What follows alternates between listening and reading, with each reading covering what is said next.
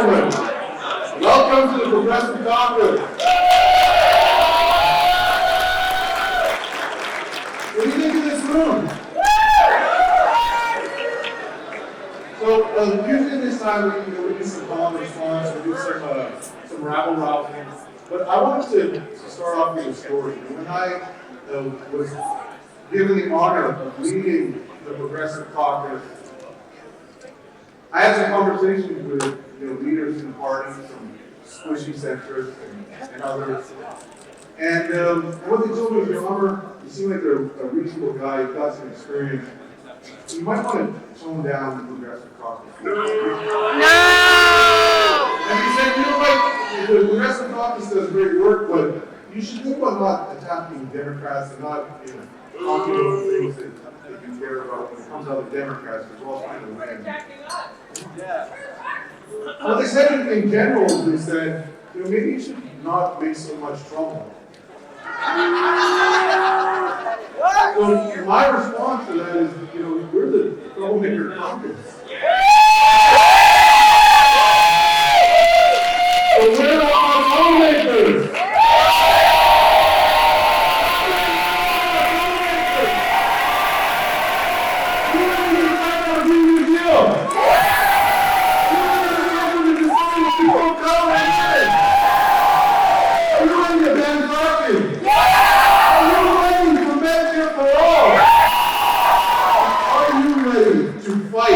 Other people just as hard as you would fight for yourself. It's all God is truth and God down that this is a troublemaker caucus. Thank you all for being here. We got some great speakers that are coming at any moment. We have Secretary Castro, we have on good advice, and we have Senator Bernie Sanders. Chair has told me I have to be neutral, so I'm going to be neutral on my own. Chair Manal, former chair.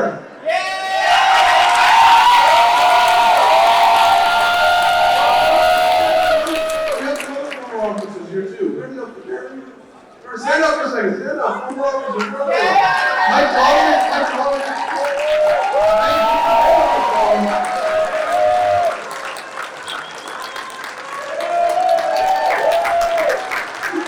We wouldn't be in this room, we wouldn't be doing the work we did without the work that they did. We stand in the shade of the trees that they planted, so thank you all very much for doing that work. So we're going to get right to it. We're going to start with officer reports. Steve Chandler, have SoCal representative, or thank you, Steve Chandler.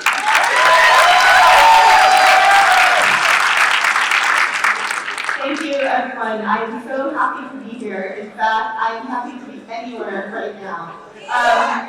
So many of you probably know that I took a job as the California political director for Bernie Sanders' campaign. But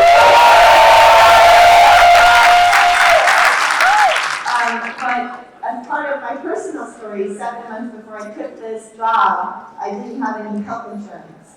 And so with my new insurance from Bernie Sanders' campaign, I went to, thank you, everyone to provide some sort of health for their employees. Yes,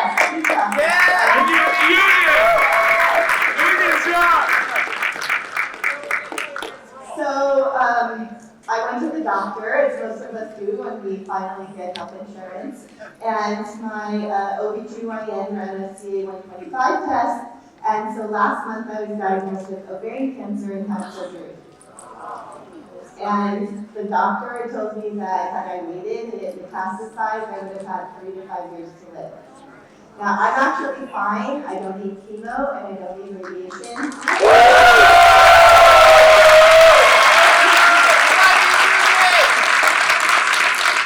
I have to say that Medicare for All has really hit home for me.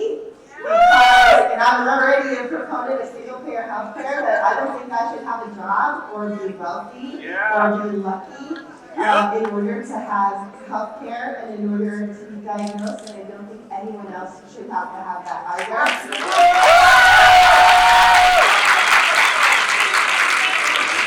And I am very proud to be working for the candidate who is the biggest proponent and has been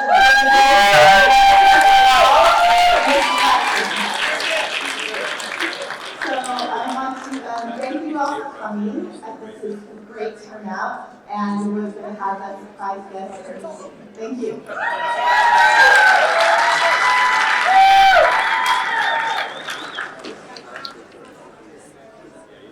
Ladies and gentlemen, I'll have the report from our Central Valley Vice Chair, Amar. I just want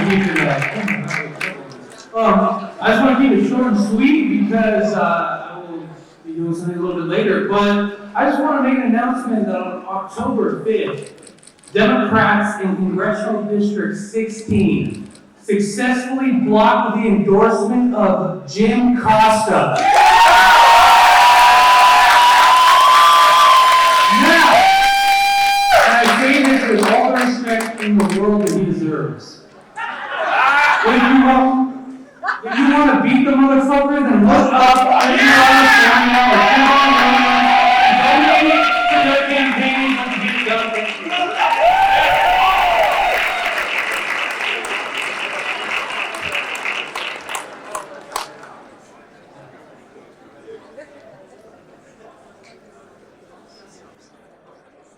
Is that at the Privacy and Pension Bill?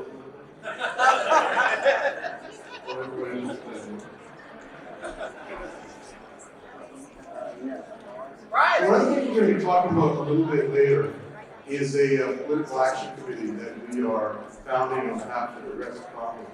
And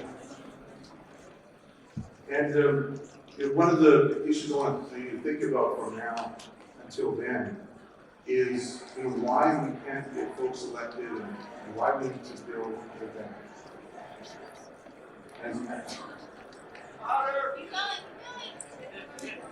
So one of the things that Karen told me about is being neutral up here, and it's not supposed to be so neutral, and I it's very important for me. So when I do this introduction, I want you to understand that this may not necessarily exactly what I feel in my heart. Ladies and gentlemen, the next president of the United States, Senator Julian Castro.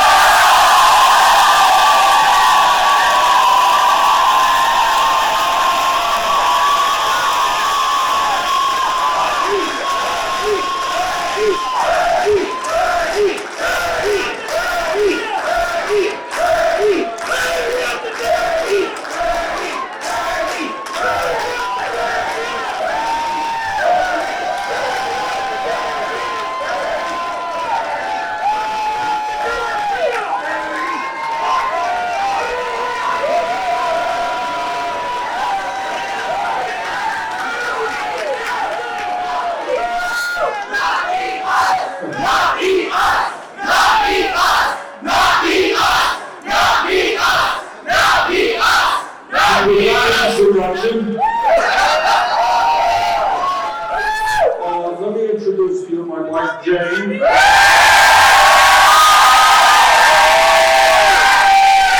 Amazing first lady. And let me thank you all for the struggle that you have been waging successfully for a number of years.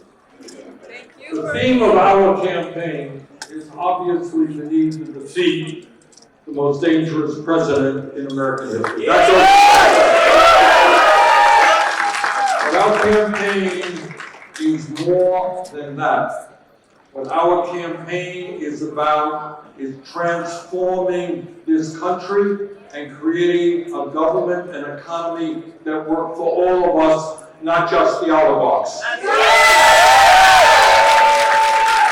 And what our campaign is about, when we talk about political revolution, we understand that no president, not Bernie Sanders or anybody else, can do it alone. And if we're going to take on the greed and corruption of Wall Street, of the insurance companies, of the drug companies, of the fossil fuel industry, of the prison industrial complex, of the military industrial complex, no president can do it alone. We need an unprecedented grassroots movement of millions of people fighting for justice.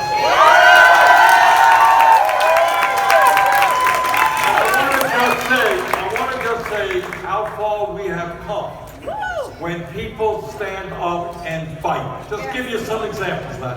4 years ago, when I was here in California, I talked about raising the minimum wage to $15 an hour.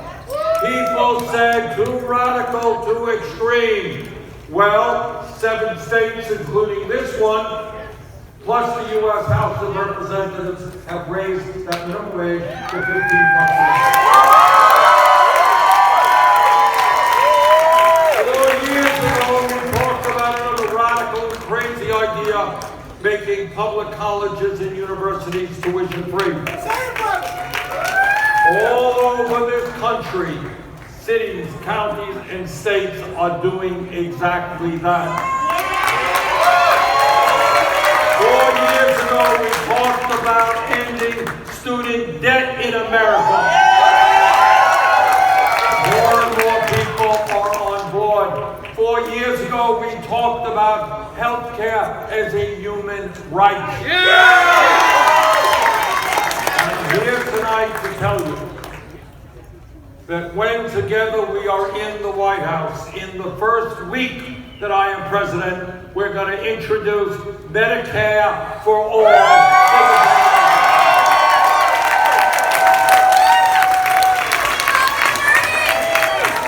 I'll tell you something else. You can't run away from the power of the insurance industry and the pharmaceutical industry. They are enormously powerful entities. They have ads all over the country right now demonizing Medicare for all, attacking me. But I have absolute confidence that when millions of people stand up and make it clear that the function of a rational healthcare system is not to make $100 billion in profits for the healthcare industry, but to provide quality care for all, we're going to win that fight.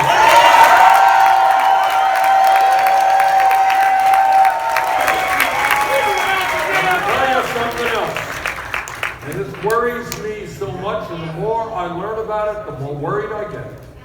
And that is not just that Trump doesn't know anything about anything, but on the issue of climate change, he is a danger not only to our country and to the entire planet.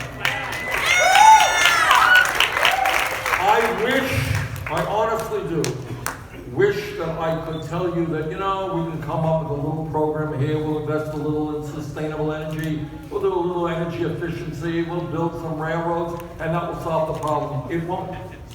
It won't. I want all of you to understand this. What the scientists are now telling us is they have underestimated the severity and the speed in which climate change is wreaking havoc all over the world. This is a fight not just for us, this is a fight for our children and our grandchildren. And we have no option now but to adopt the Green New Deal, to take on the fossil fuel industry. And by the way, I will have an Attorney General who will be taking a hard look at when the fossil fuel industry understood that their product, i.e. carbon, was destroying the planet, and how much lying they did to the general public.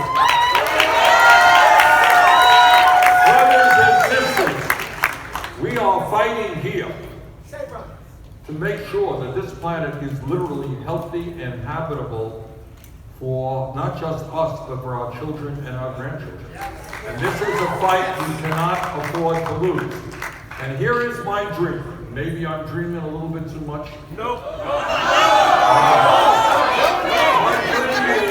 My dream is that given the enormous crisis global climate change is posing to every country on earth, maybe, just maybe, with good, strong American leadership, we can tell countries around the world, and I'm talking about Russia and China and India, Pakistan, countries all over the world, that instead of spending $1.8 billion every year on weapons of destruction designed to kill each other, maybe we should pool those resources and combat our common enemy, which is climate change.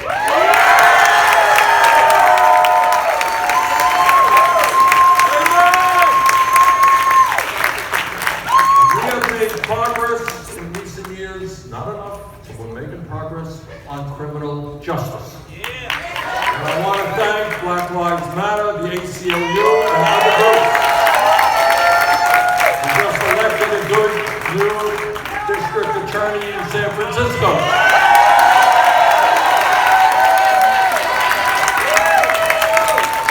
And we are going to make progress on immigration reform. We're going to end the demonization of the undocumented in this country.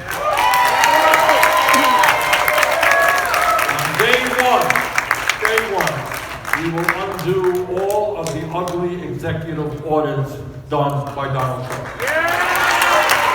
And we will reestablish the legal protection for 1.8 million young people in the DACA program and their parents. We will pass comprehensive immigration reform and a path towards citizenship. And we will develop a humane border policy which does not snatch babies from the arms of their mothers. By the way, when I talk about criminal justice, I mean that we will, in every state in this country, legalize marijuana.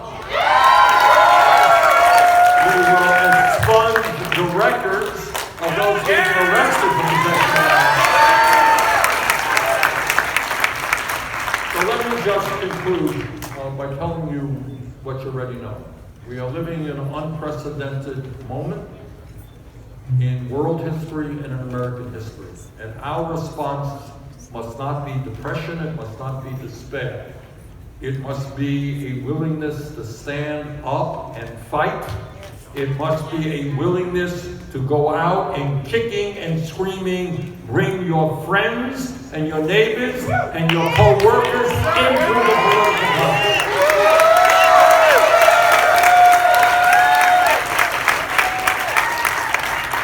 And when we do that, and when millions of Americans stand up for justice, for economic justice, racial justice, social justice, environmental justice, when people stand up and fight, there is nothing that we cannot accomplish. Thank you all very much.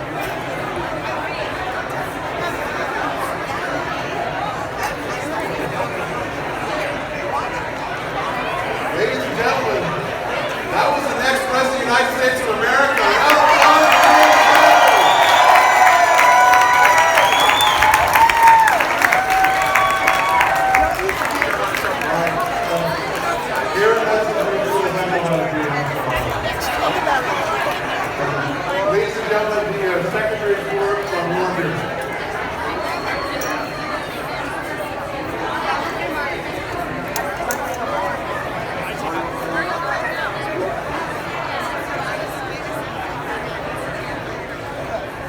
Call for order, please.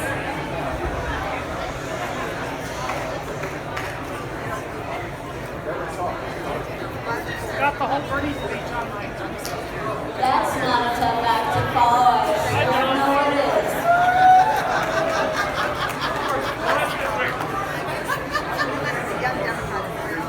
In light of that, I'm going to keep it short and sweet.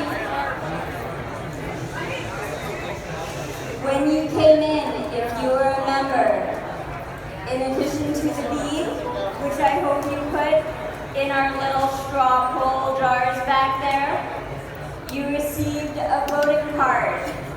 Maybe purple, maybe yellow, maybe blue. Anyway, we're going to be using them to vote in some changes today. But I am asking you, when we have finished with that section of the meeting, you pass them to the nearest end of the row so our volunteers can collect them and we can be good environmental people and reuse them. Having gotten that business out of the way, I want to thank you all for being here tonight. I want to thank you all for all the hard work you're doing to help get our next President of the United States elected. To elect all the school board members, the city council members, the water board members, the board of supervisors, everyone who's going to bring that grassroots change we need from both the bottom up and the top down. And I want to thank you for being kind to each other because we're all under a little bit of stress right now and it's not easy what we're doing, but it's not me, it's not any of us, it's all of us, and we can't do it without each other.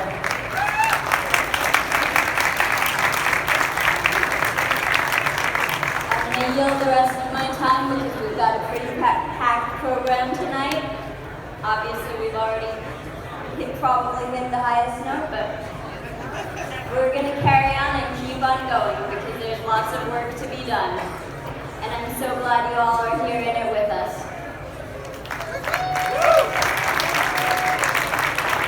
Well, ladies and gentlemen, we're all excited. Let me ask you to keep the volume down now. We have some other guests, and we want to be respectful to all of our guests. Susie Sanders is going to introduce. Hi everyone, it's my pleasure to introduce the chair of the Legislative Progressive Caucus, Reggie Jones Sawyer, and one of the members of the Progressive Caucus, Laura Friedman.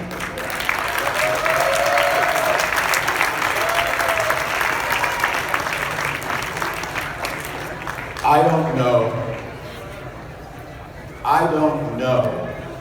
if you guys know what I'm seeing right now. Look, I have to show you, this is not a math problem. This is a Trump problem. When I was secretary of the Democratic Party, the highest ranking African American in the Democratic Party, almost 20 years ago, you could fit everyone that declared that they were a progressive in a phone booth. Those of you who were there back then know that. Look around. Look around and look at yourselves now. Look around. Look at you. Look where you are right now. You're in the biggest room. You got a guy that believes in you that's running for president. Oh my God, you should be in heaven right now. I remember when the progressives would talk about crazy stuff. Like, I don't know, legalizing cannabis. like some kind of health care plan, like the death penalty, which the governor has stopped in California. But the thing that Assemblymember Laura Friedman and I want you to know, we still have a lot of work to do. As, I won't say President Sanders because I don't want to jinx him, but as Senator Sanders said, we still got to deal with the oil. We still got to deal with health care. We still got to deal with a lot of things, and we got to move it. And what I'm here to say, what we both here, the rest of the caucus here to say, we need to work together to make California the best damn state in this country.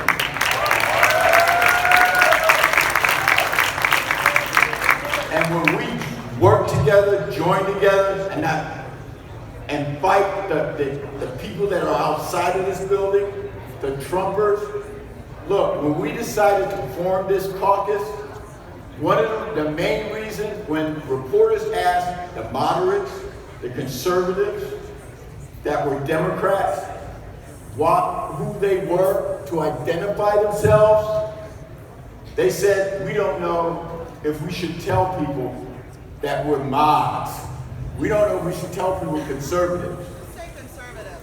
I took a paper around, and in one day, we had 29 assembly members sign up as progressive, and we outed ourselves that day.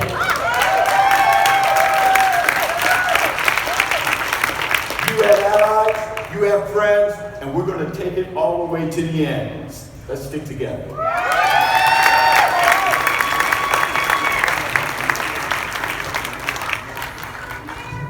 I wasn't going to speak. I'm very intimidated by this crowd because you are powerful and you are fierce. And I love it. I'm Laura Friedman, and I mostly work on the environment in the legislature. I work on climate change, I work on water, and let me tell you something. Great environmental bills die in the dark of night in the legislature every single day of session. Even though we are Democrats in California, too often our Democratic supermajority kills bills that would move the envelope when it comes to climate change, reducing our dependence on fossil fuels, on being a more sustainable state, on ending plastic pollution that is killing our oceans and killing our planet. We couldn't get the bill that was the first bill to create a circular economy for plastic off the floor of the California legislature. And we have a supermajority, and that deserves a big boo. Boo!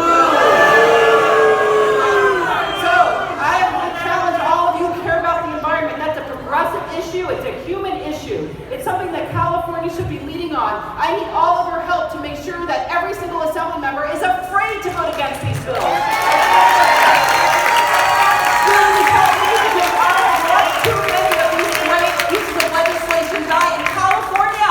We are supposed to be leading the world, and we have so much more work to do. So please join me and help me make sure that every California Democrat knows that saving the planet is a progressive ideal and that they have to support this legislation. Thank you all for what you do.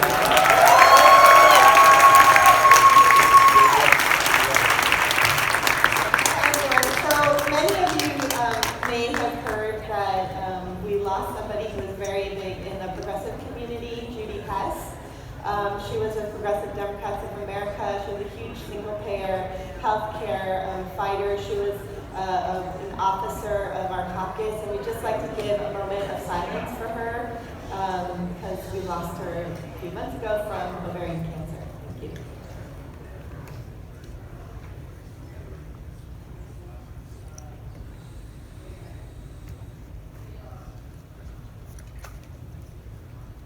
Thank you.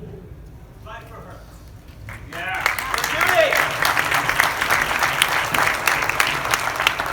And now for something completely different, we are going to do an off to the races rules report where we are going to vote in a package of bylaws amendments which are being required by the party.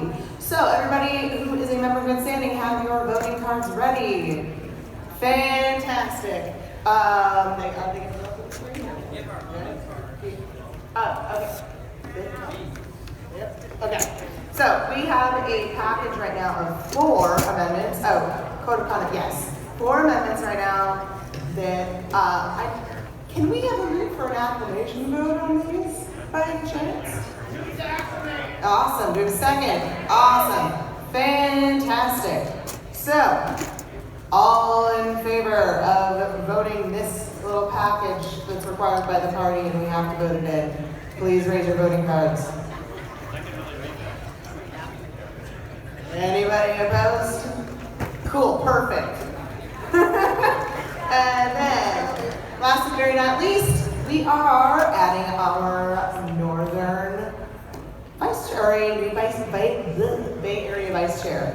We had our first reading at the last meeting, and now we would like to make it official. So, can I move to adopt this one too?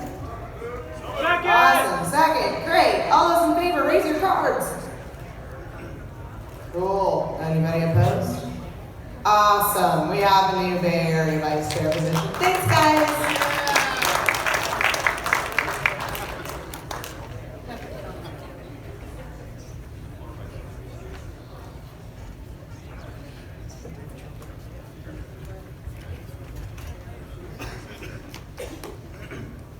My name is David Hildebrand. I'm Northern Vice Chair.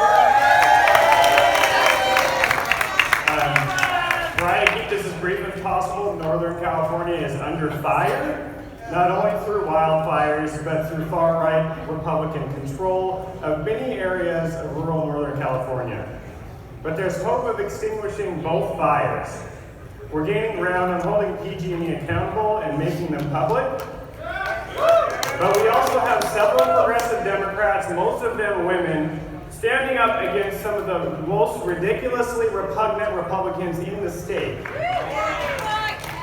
These good flames can be fanned by a grassroots progressive movement, and are being fanned by that movement, of voluntary activists who are pushing the limits of what any of us thought were possible in the North State. So for one specific mention, Elizabeth Betancourt just ran a special election. She got 40, I believe the end was 42% of the vote. That's unheard of in 81. We've also opened volunteer offices for Bernie Sanders because we couldn't wait for the campaign to come out.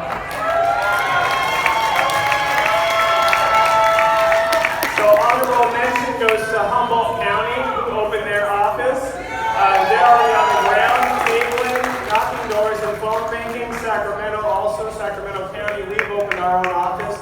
I'll let the other areas of the state speak for their areas. But these are volunteer-run, volunteer-funded offices that we're running phone banks. We're ready to canvass in Sacramento. We're ready to hit the ground running.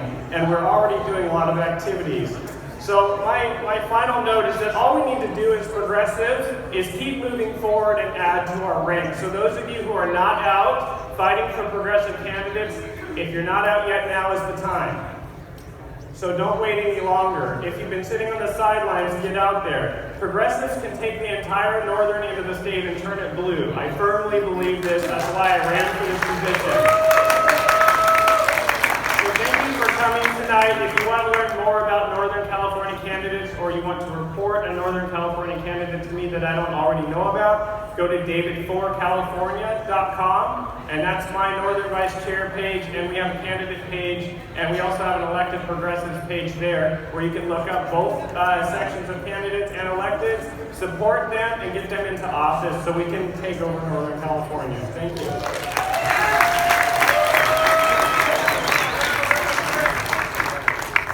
Good evening. My name is Rico Franco from Fresno, California, and I am the Officer for Communications and Social Media. One of the things that we are doing on that front is, again, we are actually going to revamp our webpage, bring it a little bit more current, bring it a little bit more into the next century, but we need some of your stories locally because we want to promote that going up and down in 2020. Now, some of you may understand that I am a big supporter of trying to repatriate our deported veterans. A little less on communication. We have Manuel Valenzuela from Colorado Springs. He's got this big RV decorated with all these slogans of repatriating deported veterans. He's been traveling the country. He's been denied entry into marches and into veterans events because deported veterans are apparently too political to talk about, even within the veterans community. Our military brothers and sisters are very good at following orders. Luckily, We, as progressive troublemakers, are not. We have the largest Veterans Day parade in Fresno, California on this side of the Mississippi. And I told Manuel, you're going to bring your damn RV into this parade one way or another. And I got help from our brother Bobby Gliatu. He's running for Congress against Devin Nunes, by the way, and he just got the endorsement today as the Progressive Challenger.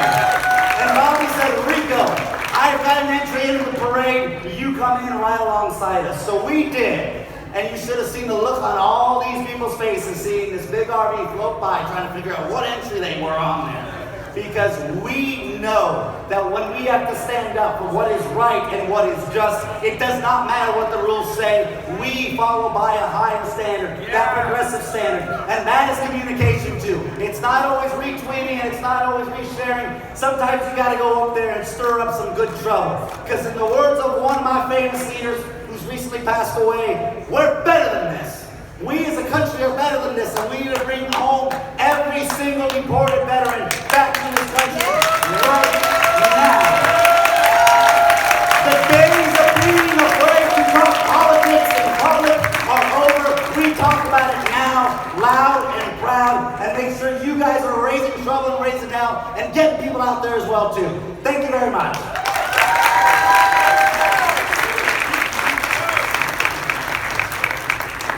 How's everyone doing?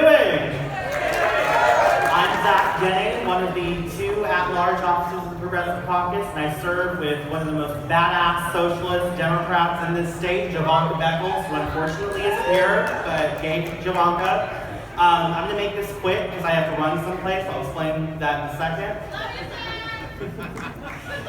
Recently, a leader of one of the standing committees in this party referred to delegates that booed candidates like John Deaconluper, or is it John? I don't know. He believes in fracking. Who cares? And what's that other guy? Delaney? Yeah. You know what? Anyways, we were referred to as insufferable. You know what I find insufferable? Not standing up to dangerous rhetoric that hurts working people in this country.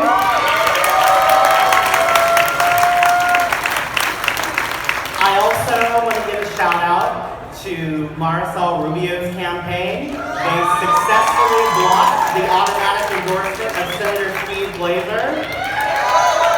And I look forward to Marisol taking the oath at the opening of the new legislature next year. We need more progressive women of color in our state legislature. And lastly, I'm going to have to run right now, so I just wanted to explain that. I'm not leaving, I'm not being disrespectful, but I'm running over to the CYD General Session so that I can vote in the presidential endorsement for Bernie Sanders, the next president. Thanks, everyone.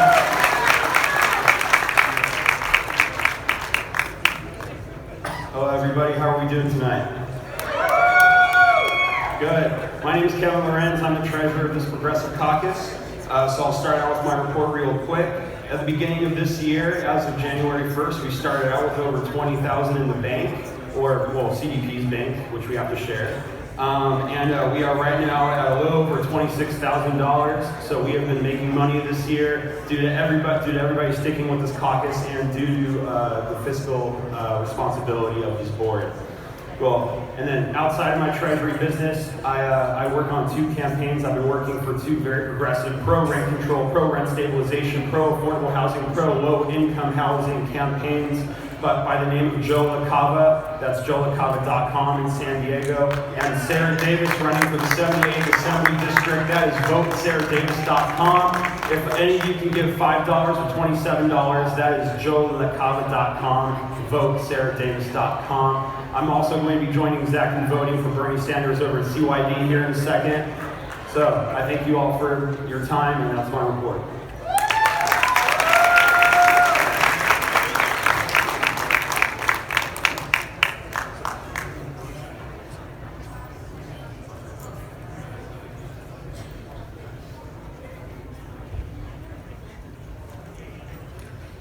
I now have the great pleasure to introduce you to one of my dear friends and colleagues, Elizabeth Lavertu, who is running for state assembly in District 71.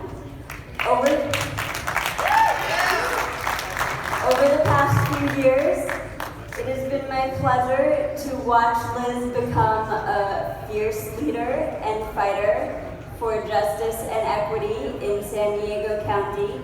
She has become known for never hesitating to fight to elevate and amplify the voices of everybody who needs to bring a folding chair to our ever-expanding table.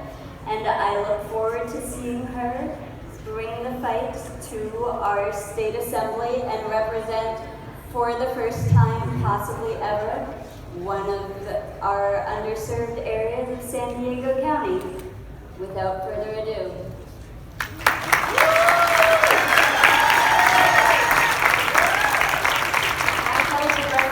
It feels so good, and I feel like I'm at home with you here tonight. And thank you to Amar and the rest of the executive board for giving me this space to speak tonight. I'm Elizabeth Lavertu, and I'm running for state assembly in the 71st Assembly District. I'm running because of a man that you all know named Bernie Sanders.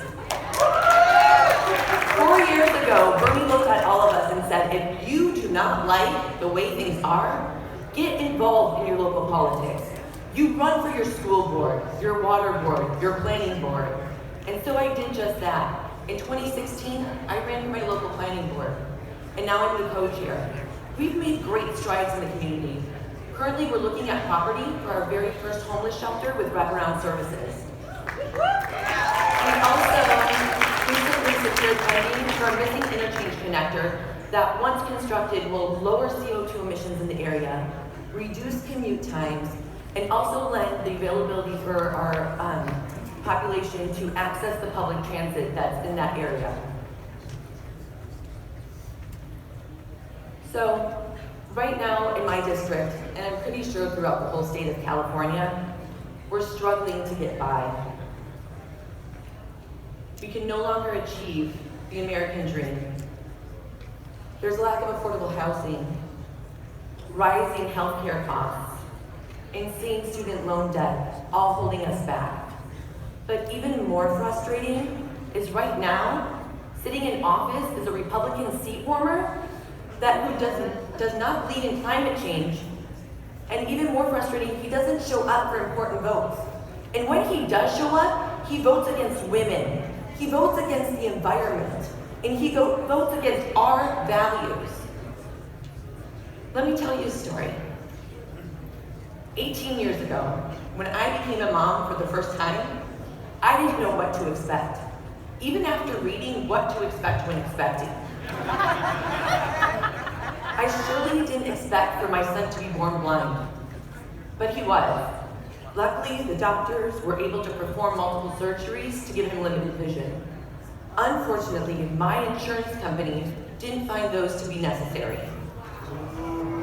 And at the time, I had great health insurance. So as my baby was in that operating room, I was fighting on the phone with the insurance company. I didn't even realize it was going to take several years. And in the end, still be stuck with tens of thousands of dollars in medical debt. But that is the reality of our current healthcare system. We need somebody in the state, if not in Congress, advocating and pushing Medicare for all. This is a no-nonsense. Now let me tell you, we all know healthcare is a human right. We all know we need healthcare, not health insurance. When I went to go talk to my assemblyman about Medicare for all, he told me the only thing he cares about is getting reelected. You know what? I care about the issues and the people and our everyday values. So, okay, if anybody wants to look up the numbers in my district, it looks impossible. But we know it is possible because I announced my candidacy 2 months ago, and he's already sent out 5 mailers to constituents. I have not heard from him in all the years he's been in office. We know a woman can win this seat. So, as any great candidate would do, here's my ask for you. There's 3 different things. Choose one, choose 2, choose 3. 1, we need to beat him at the mailing game. So you can donate to the campaign by going to elizabethlevertu.com or see me afterwards. 2, we need to beat them at the ground game. I have a great team of volunteers back home that will knock on doors and get all that done. And I have some of them here, a lot of them are at CYD right now, though. Those presidents are important too. And then also, we have set up where you can volunteer remotely, individually or with your club or organization, where we're going to have a day of action the week that the mail-in ballots hit to text everybody in the district, or phone call if your group is more comfortable with phone calls. So please see me or my team or visit elizabethlevertu.com to get signed up for the mailers, because we can't win this race without you. Thank you so much, Elizabeth Levertu, State Assembly, 71st Assembly.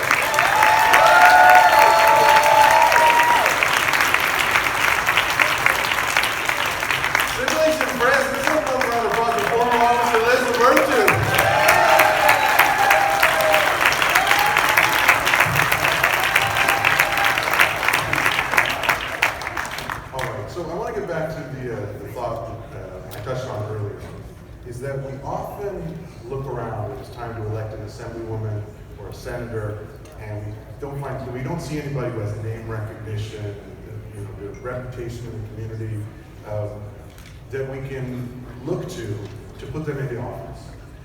And one of the reasons is, and I think this has been true in my community in Sacramento, but it's also true in the bluest of blue and the reddest of red, is that when we look at filling the bench, council seats, the school board seats, the water board seats, we see a Republican and a corporate Dem cabal, which works together locally to elbow out progressives, and it's not fair.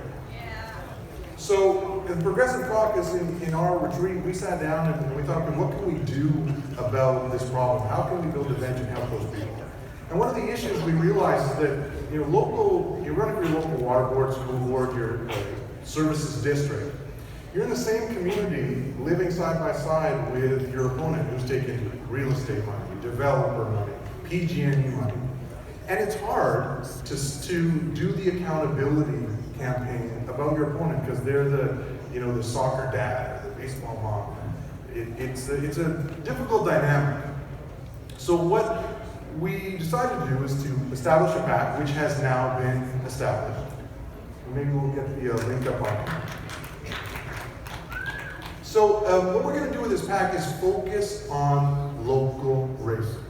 And over the next few months, we'll be having meetings regionally to try to identify solid, progressive rock stars that are running against horrible Republicans or folks that are working with horrible Republicans, let's be fair. And then we're going to spend some money doing Facebook ads, strictly digital. Just do some Facebook ads, just do a local event, and then tell the truth about the folks they're running against. Because in those local races, the Progressive Caucus, we don't care if somebody in Elk Grove is upset with the Progressive Caucus. I mean, I'm fine with that. But what we can do is do the accountability, tell folks who these candidates are taking money from, and identify who is the progressive candidate and get folks to vote for. Thank you. And the long-term plan with this is that we get folks elected locally, we support them, we get them in front of their community, they do a great job because they're progressive, and then when we're ready to do the assembly races, we have identified candidates, and that's how we build the movement long-term. So I'm going to look for your support, and I hope you can get behind us on that.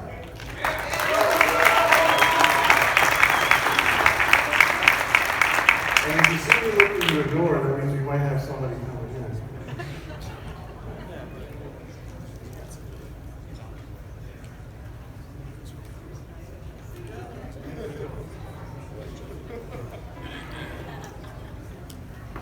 Right, so we did a rules change a little bit earlier, and we created a San Francisco Bay Area vice chair. Woo! Yeah, you can cheer for San Francisco Bay Area. All right. And what we're going to do then for the next few months is actually appoint a person to help out David Hildebrand and to work on the San Francisco Bay area. But I want people to know that this doesn't mean that you can't also be the officer for that region. If you want to work in that region, you're from the Progressive Caucus, just certainly let us know, and we'll be happy to plug you in. And down the road at the next meeting, we'll actually have a vote to elect a person. But in the meantime, I'd like to introduce the person who's going to fill that role, Noemi Tangui. She's a community health worker in let's cheer for her.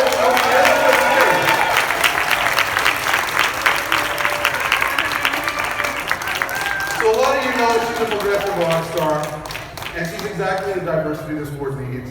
She's a community health worker in 2 Oakland middle and high schools with the Native American Health Center. She's a proud union member, SEIU 1021. She's young, indigenous from Mexico and Oxnard. She's led campaigns for strong environmental, immigrant, indigenous rights, healthcare, economic justice, all the things we care about. She's doing the grassroots work, which is why we just feel honored that she can come and join us. She's already worked for Javon Quebeco. She's worked for the Central Coast Alliance. She worked for Congressman Gahalva. 2016, she became a U.S. citizen, and then was elected as a national delegate for Bernie Sanders. And I've always been just led the delegate for Bernie Sanders. Ladies, siblings and friends, Noemi Tangui.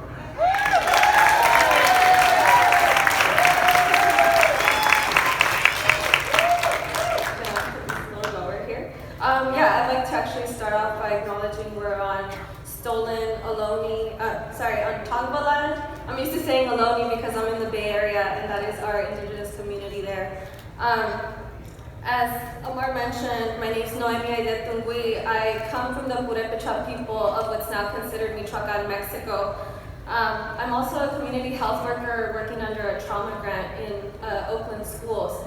So the work I see out there is very different, and so I'm shifting from a lot of the campaigns I was doing before, but still through my union, SEIU, we're working on schools and communities first, making sure that we can pass that so we can bring millions of dollars back to our schools. If you haven't signed the petition, there's a ton of folks here, so please make sure to do that before you leave. I also want to honor I'm also a proud member of I Don't Know More SF Bay. We're a multi-generational organization up in the Bay Area, primarily led by indigenous people, and also a member of Brazil Solidarity Network. We've been doing a monthly action outside the Brazil consulate in San Francisco to highlight what's going on in the Amazon, not just this year, but for the past years. I want to take a moment to honor Paulo Paulino Guajajara, who was a land defender with Guardians of the Forest and was murdered by loggers in his territory in Brazil. So we could just take a moment of silence for him.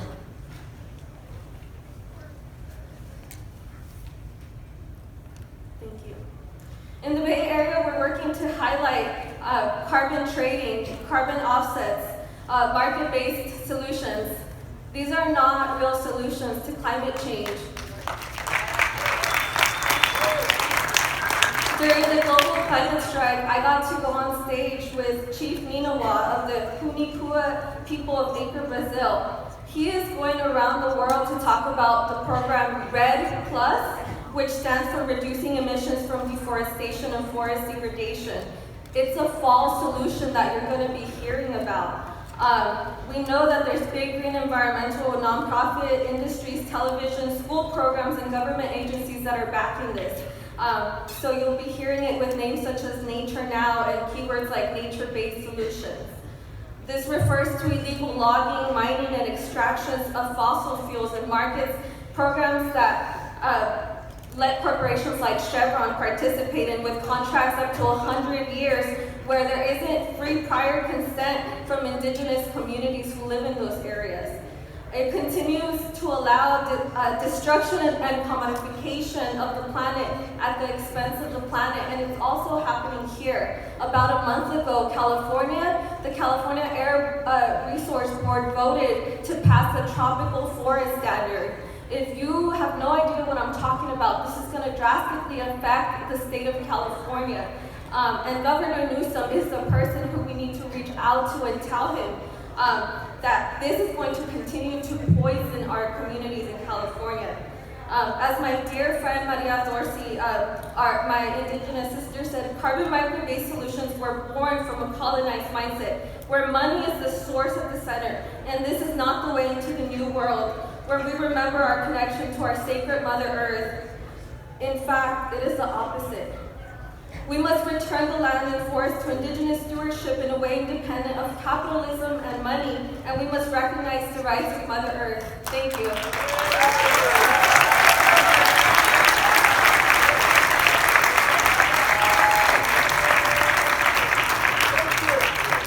All right, so if you're a member of the caucus already, thank you. If you're not a member, please join. How? Pay the front out there. Pay the front. So you can go to our website, you can find us on Facebook, there's a link there to join. We want everybody as much as possible to do it online.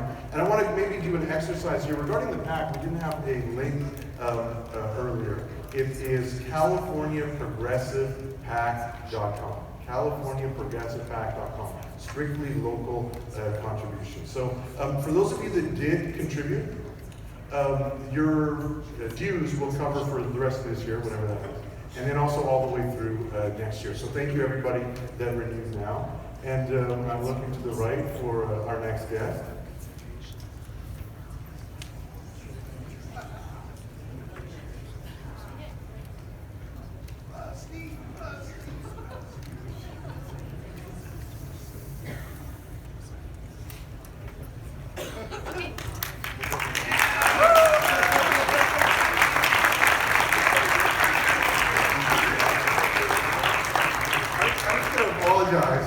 We're looking at a signal at the door, and my eye was over there, and I didn't see our fine chair who was in the foreground, so I apologize for that. Ladies and gentlemen, the chair of the Democratic Party of California.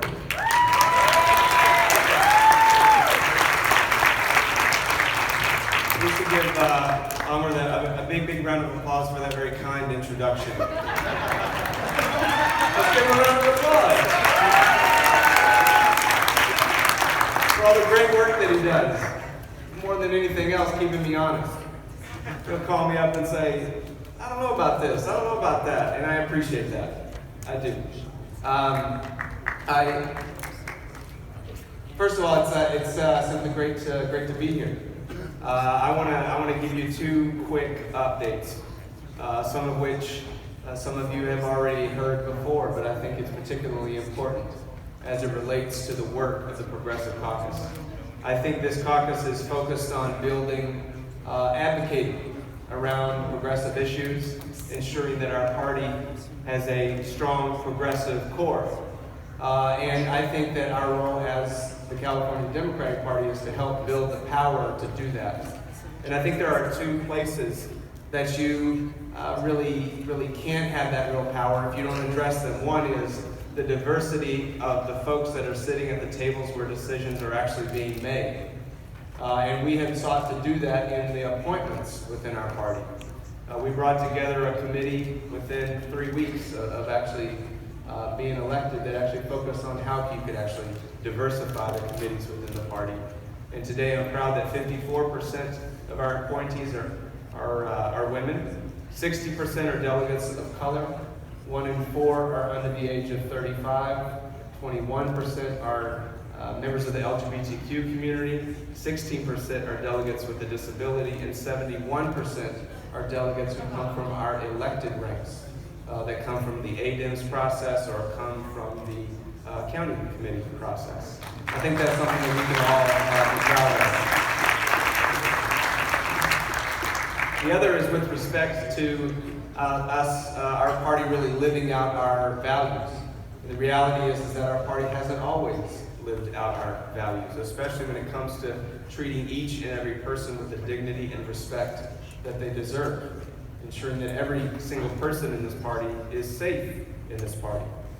That's why I've been really proud to do the hard, struggling work to develop a system that actually works for an organization like ours, to expand our code of conduct, to put in place an ombudsperson, an independent ombudsperson, to be a central point of contact for any complaints that may come forward, to put in a series of independent investigators that are going to investigate those complaints, And then we have a conduct commission that's going to determine discipline if a complaint is substantiated. I think we have an obligation to ensure that we are dealing with this issue of misconduct and harassment and retaliation in our party in a decisive, effective, and swift way, so that each and every person in this party that engages in this party, whether you're an employee or whether you're a delegate or you're an officer or you're a vendor or whoever you might be, or volunteer, that you are and feel safe in this party. I also think that's something that we can all be incredibly, incredibly proud of. A lot of work to do in 2020, but I look forward to doing with each and every one of you. So thank you so much.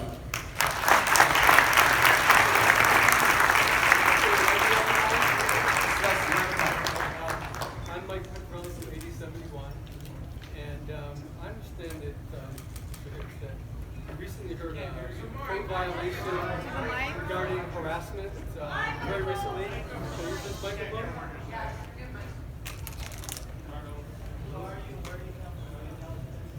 Hello? Yeah, hi.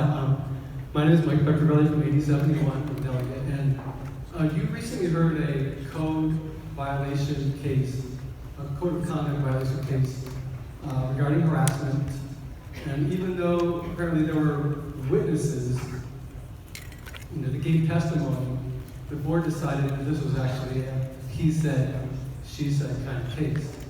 Can you explain? I can't explain. This was a complaint that came forward that I think spells out exactly why we have the process in place that we have today, and what happens when you don't have a process like that. The complaint was brought, here's what happened. The complaint was brought forward. It went to the CRC, then it went to the Credentials Committee, and then it came to the officers. Virtually no one along that path actually, one, did an investigation, knew what to do with it, or how to respond to it. And so as a result, we are left with two distinct versions of a story without an investigation, without a neutral third party actually looking into the facts, interviewing witnesses, going through that process. And so, based on what was right in front of us, the decision was to make clear to everyone the process that would be put in place going forward. Now, obviously, we're going to continue to focus on that particular issue. I don't see that as the final point in that particular case. So I think there's more conversations to be had on that. But the witnesses that did give their testimony, was that given credence or was it dismissed? I'm sorry? Was the witness testimony given credence or was it dismissed? It was given credence based upon what we had in front of us. There were multiple accounts of what actually took place. And one witness that was outlined actually contradicted what was said, what supposedly took place. So I'm happy to have a further conversation with you about it offline, but I believe that it's a perfect example, and I hope to use it as an opportunity of how we need to deal with these issues going forward. Thank you. Thank you.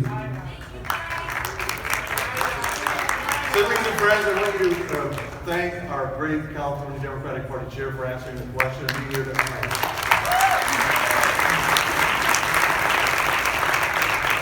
You guys gotta hear me real quick again. So I specifically requested to introduce our next speaker. He's someone I admire and I respect. A candidate that continues to push conversations on issues, even when they're not so politically, even when they don't poll so well, or people aren't talking about them because their consultants won't let them. He's not afraid to counterpunch and to call people out, and I respect the hell out of that. He speaks boldly about solutions and specifically about issues that affect people of color, the poor, and other vulnerable members of our society. And for that, I think that with that dialogue, all of us are better off. So, California progressives, I am here to introduce candidate for President of the United States, Secretary Julian Castro.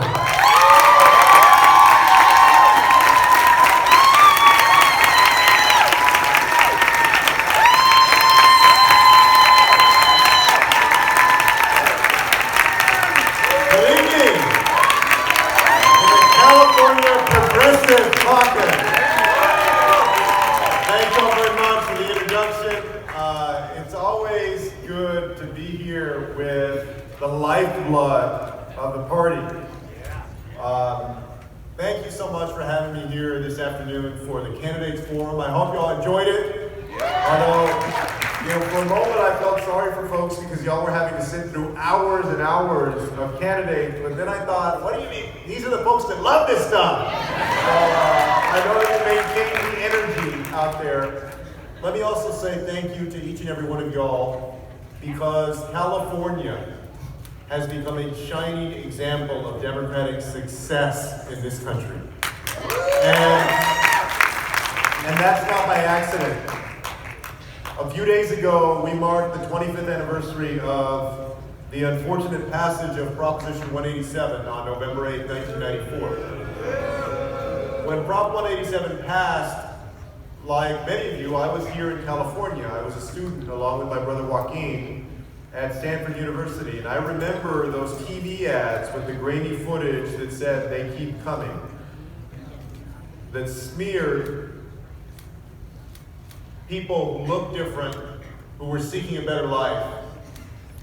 I remember a time in California when voices like those of Governor Wilson were more the norm, when the state was caught up in a hysteria that Donald Trump would be proud of.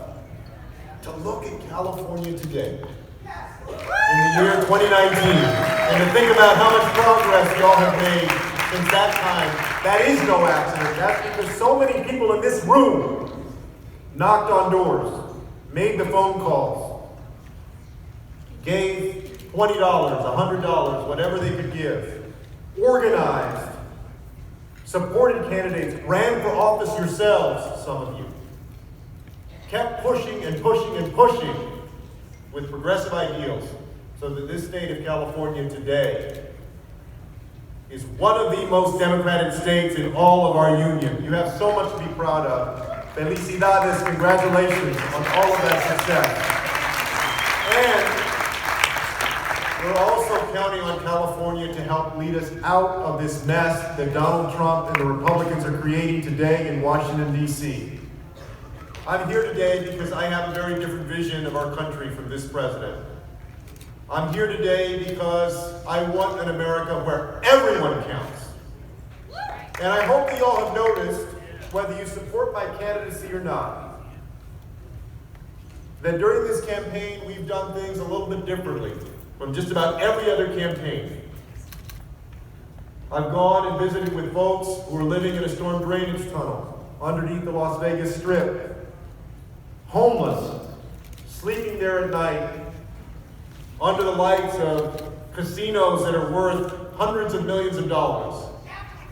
I've gone and visited with folks in a DC jail, people who are incarcerated, to hear directly from them how we can make sure that we do right and reimagine our criminal justice system so that people have a first chance in life in the first place and don't end up behind bars so that they need a second chance. I have visited with migrants who are caught up in Donald Trump's cruel Remain in Mexico policy, who spoke of family members being kidnapped and extorted, who spoke of being hungry, of not having enough to eat, and their children not having a place to bathe or to sleep at night. During this campaign, I have spoken up for an America that recognizes not only the middle class that for the last 40 years we've talked about and worked for as Democrats, and which we have to continue to do. We want more Americans to be able to get into the middle class and to stay there. I haven't forgotten about talking about the poor, because somewhere along the way we forgot to champion the poor as Democrats, and if we don't do that, who's going to do it? I've talked about a tax code that rewards people who have to work for a living, and not only the wealthy and the big corporations. And in this campaign, I haven't accepted a dime of money from PACs, from federal lobbyists, from big oil and gas executives. The average contribution to my campaign has been $20.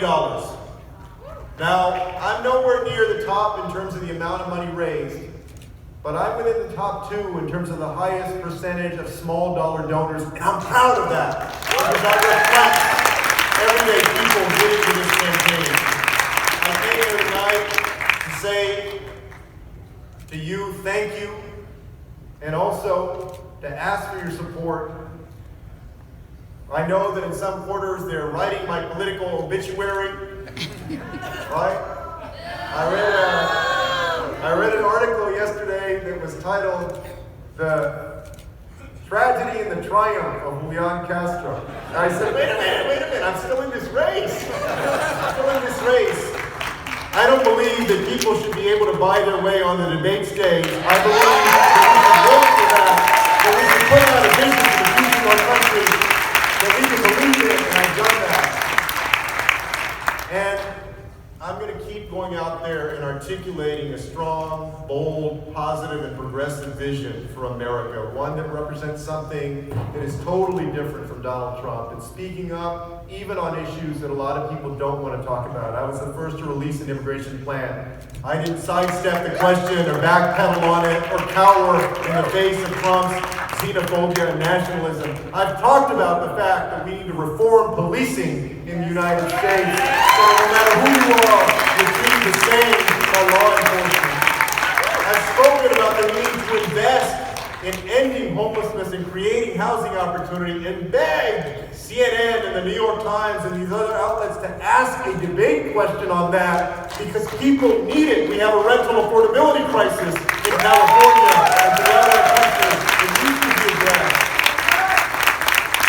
And I hope that no matter what happens in this race, that together we're able to create the kind of country where more stories like mine, and I'm sure like your families as well, is possible.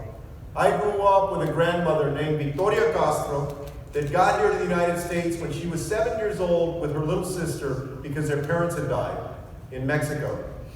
And she was yanked out of school in elementary, so she worked as a maid, a cook, and a babysitter for her whole life. She raised my mom as a single parent, and my mom raised my twin brother Joaquin and me as a single parent. We're proud products of the public schools of San Antonio. And just to think that 2 generations after my grandmother got to this country, with almost nothing, like I bet a lot of your family members did at one time, that one of her grandsons, she only had 2, only 2 grandchildren, only my brother and me. One of her grandsons is now the congressman for that congressional district, that place that she came to. And the other one is here in California asking for your support to be president of the United States of America. That is an immigrant American dream story, and it's the kind of country that we can continue to build. But first, we have work to do. I want to challenge you to keep making those phone calls and keep sending those emails, and keep getting defriended on Facebook because you're so political. You're blocked on Twitter. Keep knocking on those doors and licking those envelopes and spreading the word. And I'm confident that come November of 2020, we can defeat Donald Trump and defeat Mitch McConnell and have a Democratic president, a Democratic Senate, and a Democratic House.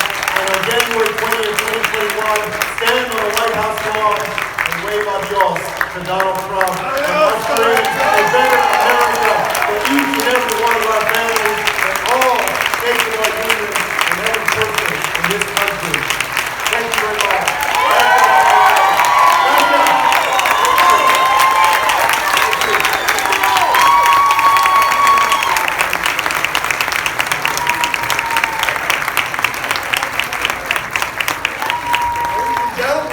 Siblings and friends, candidate for President of the United States of America, Julian Castro.